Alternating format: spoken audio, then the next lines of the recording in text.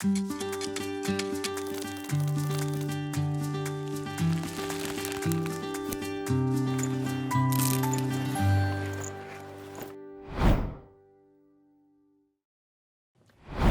to Making Disciples 101, a Grow video series on the basics of soul winning for you and your local church.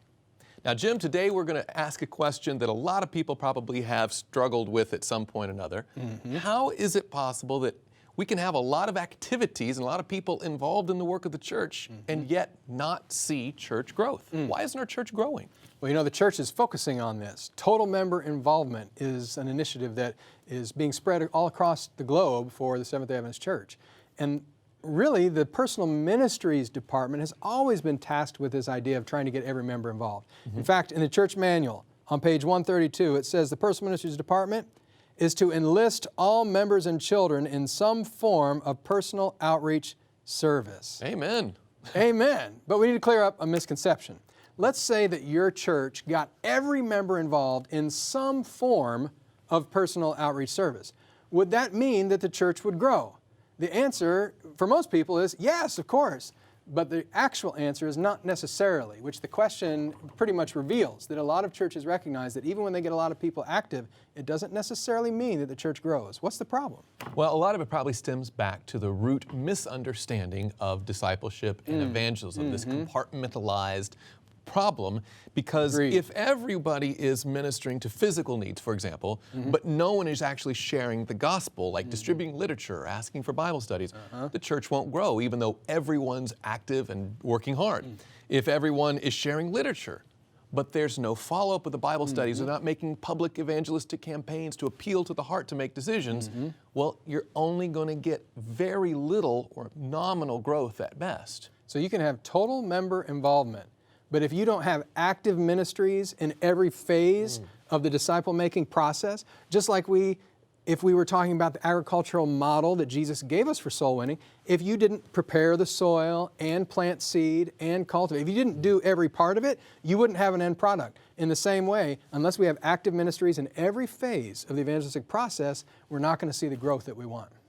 And looking at this process in the context of a local church family, not just an individual, but as a group, if we think about these things, and maybe one of the things we should do is go back, say, as our leadership team or their boards or elders, whoever is responsible for laying plans for the church, and do a little diagnostic, kind of evaluate. First of all, are we getting total member involvement? Are we trying to get all the members participating?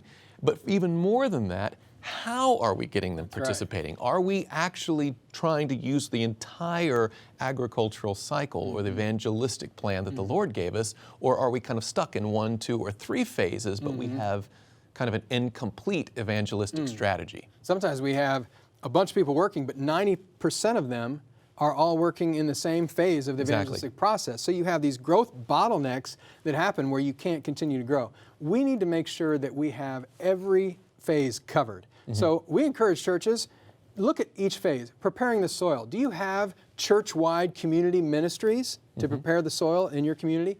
For planting, do we have active literature and media ministries? For cultivating, do we have a vibrant Bible study ministry that gets the whole church involved? For harvesting, do we have regular public evangelism? And for preserving that harvest, do we have ongoing discipleship ministries for new members? We need every one of those ministries to be active in order to actually see growth in the way that we want to see growth in our local churches. Amen. So if your church is having a lot of involvement but not seeing much growth, maybe it's a good time to go back and evaluate, how are we active? If you can go back to your local church and look at your evangelistic strategy, does it actually follow the model of Christ? Is it getting every member involved in every phase?